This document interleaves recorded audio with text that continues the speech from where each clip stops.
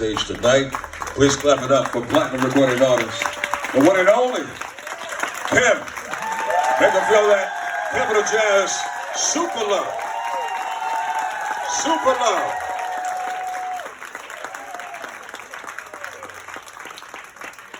Have a seat, my brother.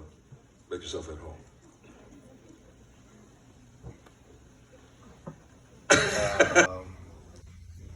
I'm grateful. I don't take it for granted. I work harder today than I did when I first started. Really? Yeah. How so? Just keeping it fresh.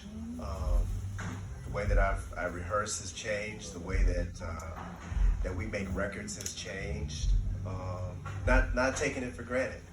Not taking it for granted. And because it's easy to do that. You got a couple of dollars in your pocket and songs on the radio and people are coming to the shows and but we just can't take it for granted. I'm glad you know that. You understand your blessings then, clearly. Yeah. What inspired the career for music? I've always felt like this is what I was I've always known what my passion was, and I just never gave up on it. I kind of knew what it was. If there was a mark to be made in the world by me, it was going to be through music. Wow. That's my gift, and and I recognize that early, and I believe that our steps are ordered. Yeah.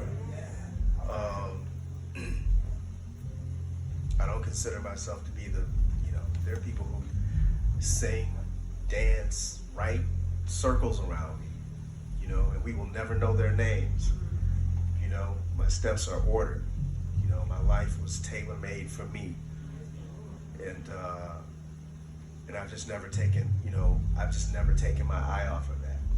To embellish on what you just said, when I first wanted to get into radio, man, once I fell in love with it, I wanted fame or recognition or the big radio station. How did patience play into, once you discovered that this was your gift, how did patience play into you knowing that it's going to be a process to this before you get to the level of you really embracing it?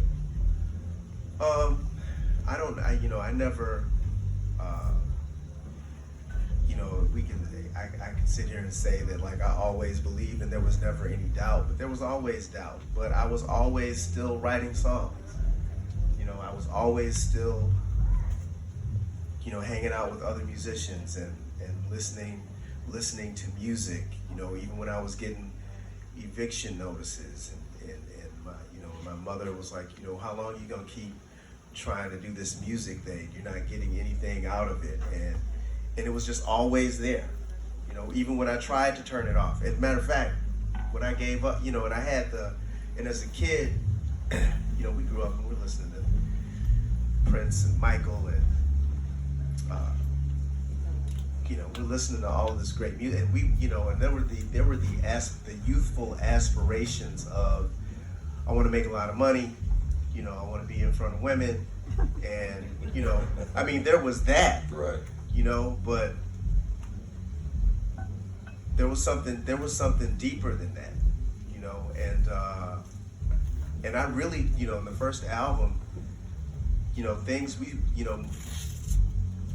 things started to move for me professionally when I came to a place where I was like, you know what, I'm going to, because I had been chasing it for so long. I didn't get a record deal until I was 34, 35 years old. Wow. And I had been chasing it since I was a kid.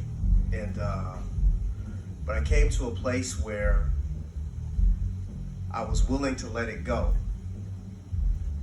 And not let it go in the sense of, so it's not gonna happen for me, so I'm just gonna quit doing it and I'm gonna do something else. No, it was like, you know what? I'm gonna still love music, but I don't have to have it. I hear that. Right. What else can I do? And I started looking at all of these other things that I could do, and I failed miserably at. But I let go of it.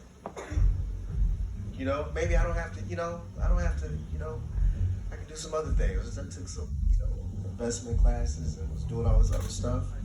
And that's when it opened up, when I let go of my G.I. Joe Kung Fu grip. Some of y'all old enough to know what that is.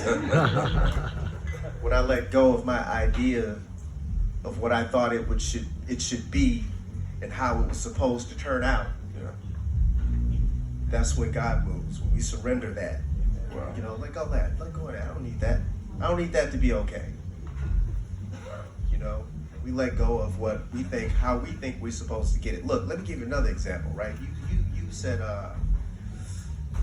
3-time Grammy nominated, right? So this is speaking to, you don't know how God is going to show up.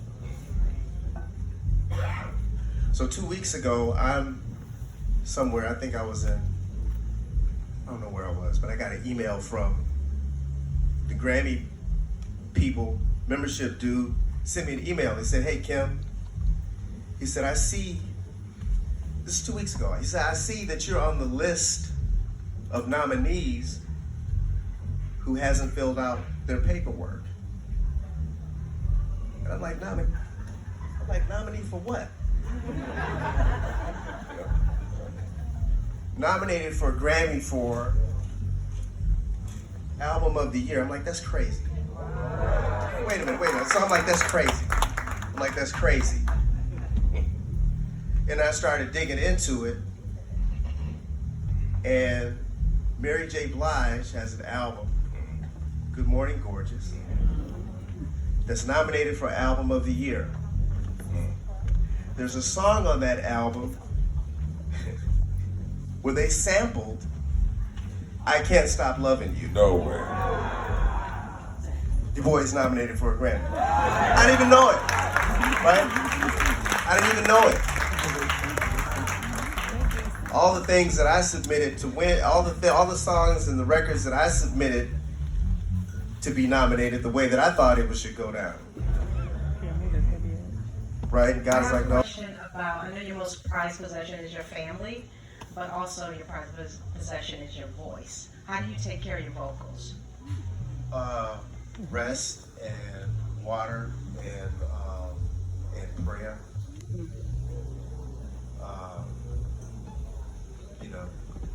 Rest, water, and prayer. And I've started using a vocal coach at this stage, of my career, so that I can have the longevity that I'm seeking. I want it for as long as I'm doing. I'll do it until as long as I can do it and do it reasonably, well.